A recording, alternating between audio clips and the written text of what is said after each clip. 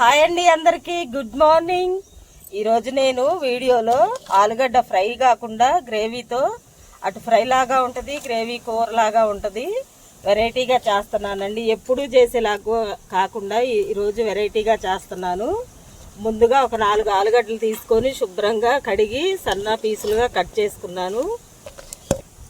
ఇప్పుడు పొయ్యి మీద ఒక గిన్నె పెట్టుకొని సరిపడా ఆయిల్ వేసుకుంటున్నాను.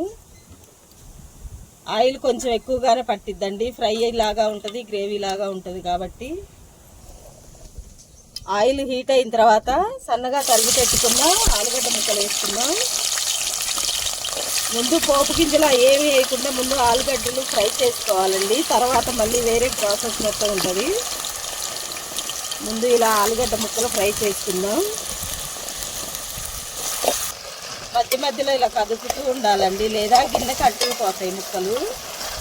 మంచిగా చిన్నగా ముక్క నలగకుండా ఇలా లైట్గా పైన కలబెడుతూ ఉండాలి, అప్పుడే చక్కగా ఫ్రై అయిపోద్ది. ఆలుగడ్డ ముక్కలు ఇలా గోల్డెన్ బ్రౌన్ కలర్ వచ్చే వరకు ఫ్రై చేసుకోవాలి. ఇప్పుడు ఫ్రై అయిపోయినాయి, తీసి పక్కన పెట్టేసుకుందాం.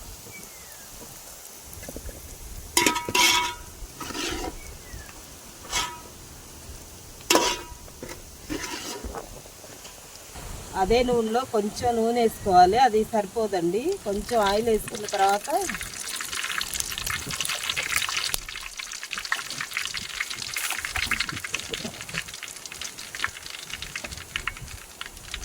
పచ్చిపప్పు,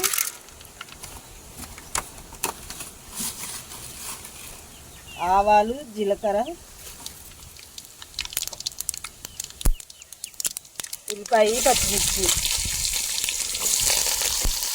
ఇవి కొంచెం ఫ్రై అవ్వాలి. ఫ్రై అయిన తర్వాత ఉప్పు, కారం వేసుకుందాం. ఈ కర్రీ చేసేటప్పుడు ఎల్లెడుపు గిన్నె పెట్టుకోవాలండి. మామూలుగా ఇరికి గిన్నె అయితే ముక్కలు ఫ్రై అవ్వకుండా ఉడికిపోతాయి, దుగ్గుగా అయిపోద్ది. అందుకని ఎల్లెడుపుకున్న గిన్నె పెట్టుకొని కర్రీ చేసుకోవాలి. గిన్నెలో కన్నా కళాయిలో అయితే మంచిగా ఫ్రై అయితే కూర కూడా మంచిగా కలర్ఫుల్గా కనిపిస్తుంది. కళాయిలో చేసుకోండి, చాలా బాగా వస్తుంది. 2 స్పూన్ల సాల్ట్,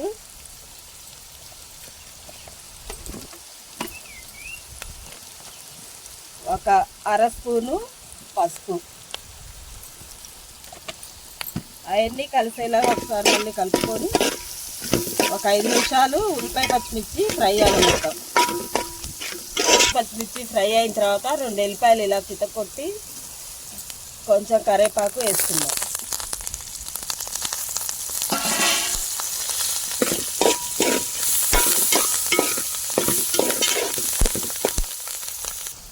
ఇప్పుడు 1 స్పూను అల్లం వెల్లుల్లి పేస్ట్ వేసుకుంటున్నాను.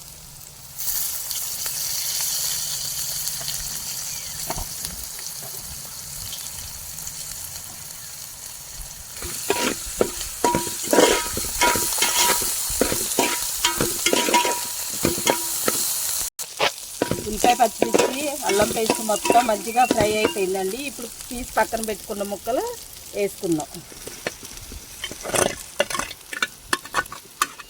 ఒకసారి మొత్తం కలిసేలాగా కలుపుకొని కారం వేసుకోవాలి.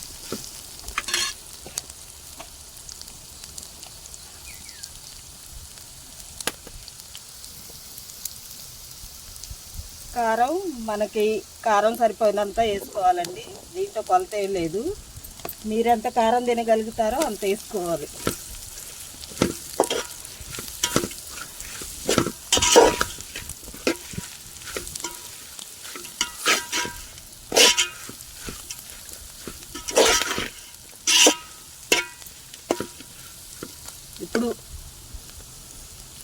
ఇప్పుడు ఒకసారి ఉప్పు, కారం చూసుకొని ఉప్పు సరిపోలేదనుకోండి మళ్ళీ ఒకసారి ఉప్పు వేసుకొని మొత్తం కలబెట్టుకొని ఒక 2 నిమిషాలు ఇలా పొయ్యి మీద ఉంచి తీసి పక్కన పెట్టేసుకోవడం. ఇంతేనండి, ఎంతో సింపుల్గా ఇటు ఫ్రై లాగా గ్రేవీ లాగా ఉండే ఆలుగడ్డ ఫ్రై గ్రేవీ కూర రెడీ అయిపోయింది. చూడండి ఎంత కలర్ఫుల్గా ఉందో, చాలా బాగా వచ్చింది. మీరు కూడా ఒకసారి ఇలా ట్రై చేయండి, పిల్లలు శుభ్రంగా తినేస్తారు. మీరు ఒకసారి ఇలా ట్రై చేయండి, ఎలా వచ్చిందో మాకు కామెంట్ బాక్స్లో కామెంట్ చేయండి.